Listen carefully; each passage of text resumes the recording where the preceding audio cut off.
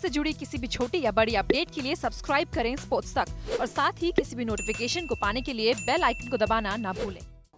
My understanding is that it is on free-to-air back home as well, which I think is also awesome. So many people can stay up late, and I know there's a lot of people that back home that are spending some late hours, and I think Monday might be a public holiday back home because most of New Zealand will be up watching the game, I'd imagine. But we really appreciate the support we get from back home. It's get a lot of messages here, and look, we're just really excited about what's ahead of us and the opportunity that lies. There's a lot of positive things, but I mean, there's a real fight and steeliness, I think, in the way we've played, and we're really aware that we don't have to play the perfect game, but what we do have to do is we need to be able to adapt to the conditions that's in front of us, and sometimes working out that 240 is a good score is I think a strength of especially the guys in our middle order there, like your Canes and Ross and Tom Latham, who have a lot of experience, and a lot of talk before this World Cup around 350 sort of scores. Well, we haven't been in any of them, and I think that's one thing that we've actually adapted to really well. So I hope we just keep putting our best foot forward for the final that's coming up. When you strip it all back, it's just another game of cricket, and that's what I guess how we're trying to treat it as well. I'm not sure it changes anything. I mean, it's not really us to say either who's the underdogs or not. It's probably the media and the betting agencies that work those things out. But I mean, from our point of view, when we start the game, we're a 50-50 chance of winning the game, and we just have to be that little bit better than England are on Sunday. Yeah, there's always indirect conversations going on with different people, but today was an optional training, and although we have most down here, not everyone was down. So tomorrow when we get together, I'm sure we'll have a bit of a discussion around what are the things we learnt from that. I mean, there's many similarities in a lot of ways. We're playing in the home country, I guess, of the nation that's hosting it as well, and there's a lot of, I think, expectation comes with that as well. But we've got, I think, 7 guys who were part of that squad, so we'll certainly lean on their experiences. But again, I just want to stress at the end of the day, if we strip everything back, it's a game of cricket. There'll be a winner at the end of it, and there'll be a loser at the end of it, and you'll have one team that'll be happy, and you'll have one team that'll be disappointed. So we're just trying to keep things as real as we can. Yeah, I guess when we started the game, we thought it might be a score nearer 300, but we quickly worked out after that maybe 250 was the target that we were happy to get to. And when we got somewhere near there, we always thought that we were in with a chance. I think the opening bowling spell of Matt Henry and Trent Boult was absolutely superb. And look, the Indian bowlers bowled superbly to us up front as well, but we managed to, I guess, take the edges and get some nicks there, which put us on the front foot. And then it became a little bit of a game of war of attrition as well. So never thought we were necessarily going to blast them out right the way through, but hoped that 240 was still far enough away, knowing the way that our guys struggled with the bat to find that freedom, to then be able to take it deep and I guess trust our processes at the back end of the competition of the bowling innings that we had the resources that could, I guess, still fire some shots. But Jadeja and Dhoni, their partnership was outstanding, and it was another good example for me of how our guys stood up under the pressure. And we've had 4 or 5 games this tournament that have all been, I guess, similar, but in different ways.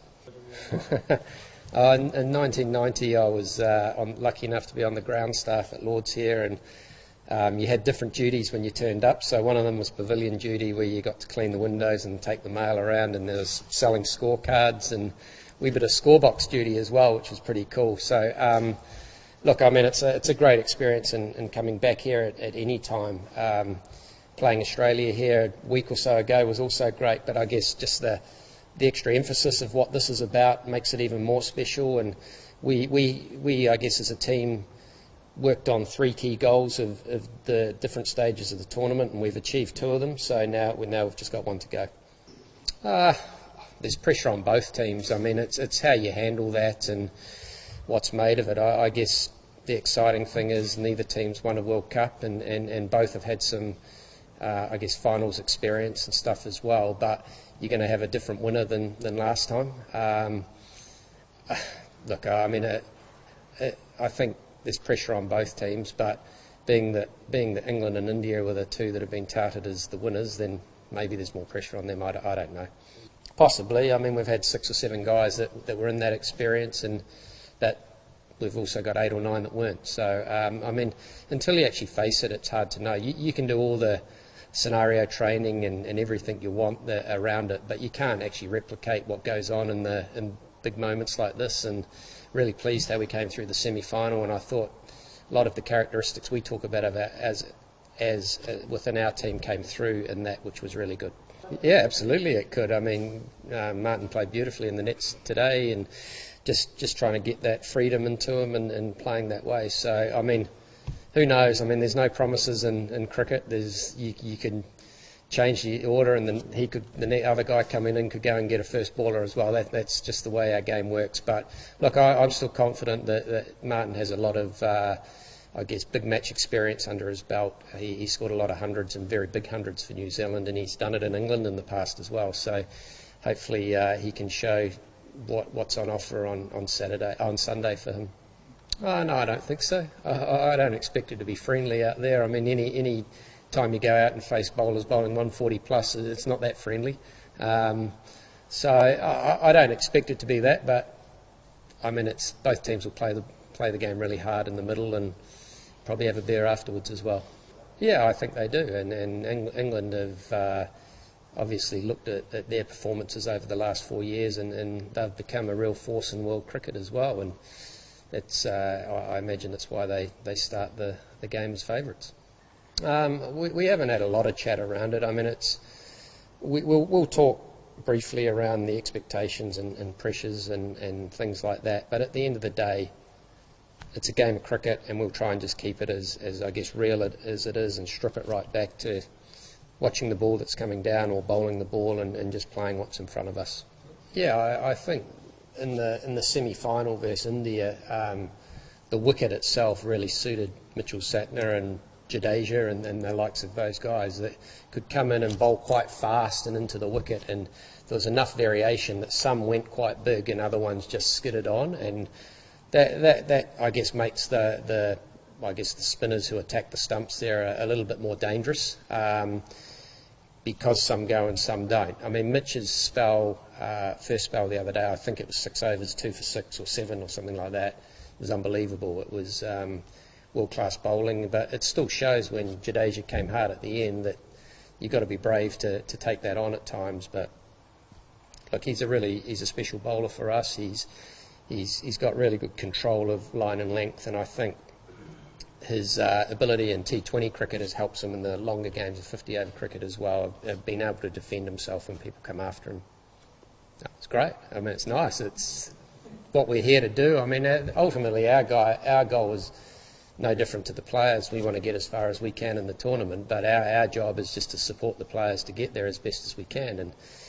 And for me, I guess the most satisfying thing is when you put plans in place and you also have some contingencies around what might happen as well. And I said right from the very start of the tournament that I didn't believe it would be a 350 tournament right through, because World Cups, there's different pressures, and when you play everyone, it becomes very cutthroat as well. And I think we've adapted well as a team to that.